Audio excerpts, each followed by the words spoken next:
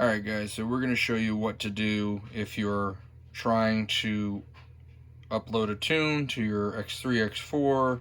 We have the X4, like so, plugged in.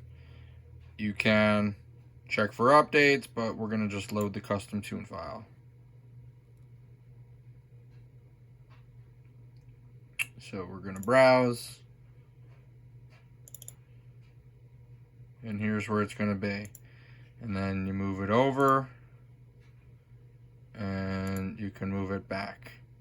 You can also edit the name, which is also sometimes helpful, but we're going to remove it because we've already got it right there.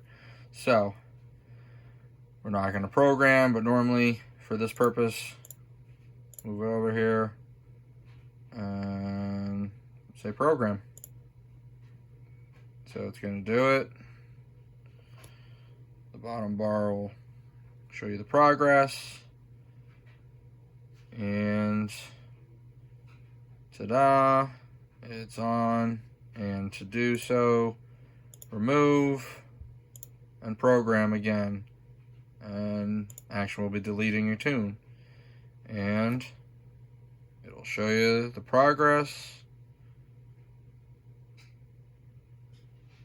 And it's complete. So we're going to go back, and that's that. You can check for updates if you need to.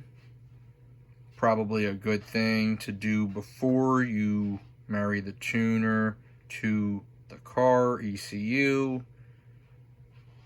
And it's always good to make sure, if you need to, you click up to date. But because we don't need to, go and hit cancel.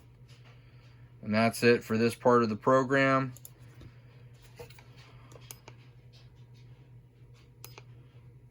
We're ready to go, and that's all we'll have to do is the programming part, and we'll check back in a little bit.